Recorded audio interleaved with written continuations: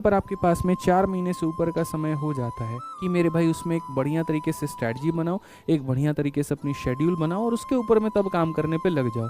सुबह से लेकर शाम तक जो तुम्हारा शेड्यूल होना चाहिए उसमें मेरे भाई सारे सब्जेक्ट इंक्लूड होने चाहिए, सब कुछ मेरे भाई वहाँ पर इंक्लूड होना चाहिए। पूरे साल 2025 में लगभग आपकी 1 लाख से भी ऊपर वैकेंसीज होने वाली है।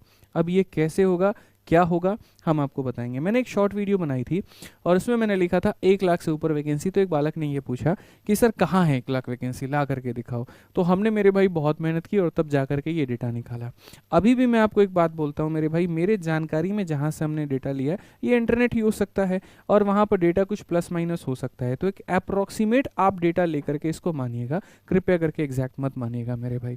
मैंने अपने लेवल पर पूरी कोशिश की है कि जो भी जाँच पड़ताल करके सही डेटा ला पाऊँ वो हमने किया है। तो अगर कहीं पर छोटी मोटी गलती हो जाए तो कृपया करके उसके लिए नेगेटिव कमेंट मत लिखिएगा, ठीक है। अब यहाँ समझ लीजिए, तो सबसे पहले एसएससी में देखें तो ये 2024 का हमारा पूरा वैकेंसी है, जिसमें आप सीजल में देख सकते हैं 18,236, सीपीओ में आपका 4,000 के करीब में, सीएचएसएल में इतना, एमटीएस में इतना, सिलेक्शन पोस्ट में इतना, जीडी में इतना।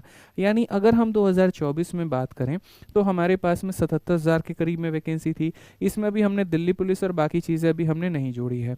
तो अगर यहाँ पर इतनी वैकेंसी है तो लगभग 2025 में भी हमारे पास में इतनी वैकेंसी होने वाली है। हाँ, सीजल में इस बार सबसे ज़्यादा वैकेंसी थी, हो सकता है अगली बार इसकी आधी हो, बट बहुत ज़्यादा उससे टोटल में फ़र्क नहीं पड़ेगा आपका, ठीक है।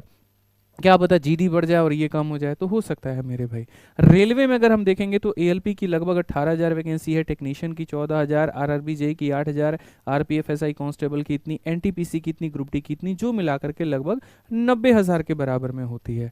तो अगर आप यहीं पर देखें तो 70,000, 90,000, यही आपका 1,60,000 पार हो गया, ठीक है।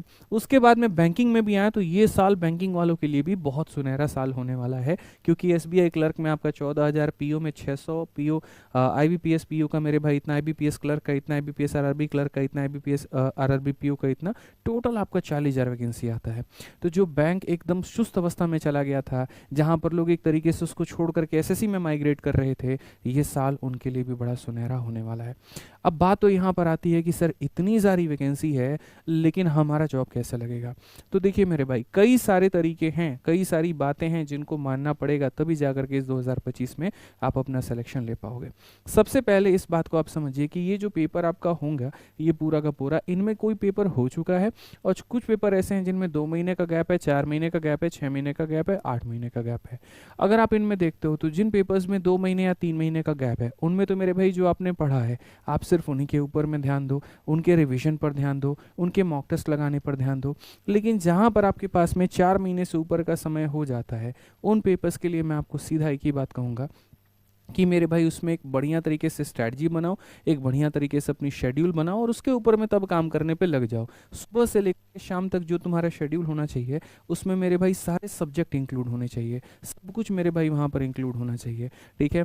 आपका जो वीक पॉइंट है आप उसके ऊपर में ज़्यादा फोकस करो, वो भी उसके अंदर में मैंशनड होना चाहिए। हम खुद आपके पास में हैं, आपके साथ में हैं, आपके बगल में हैं, ठीक है, आपके कंधे पे अपना हाथ रखे हुए हैं, बस आप पढ़िए, ठीक है। चलिए, तो मिलेंगे अगली वीडियो में। आज के लिए दोस्तों इतना ही। अच्छे से पढ़ाई करिए, खुश रहिए, मस्त रहिए, ध्यान रखिए। Love you all, take care, bye, thank you.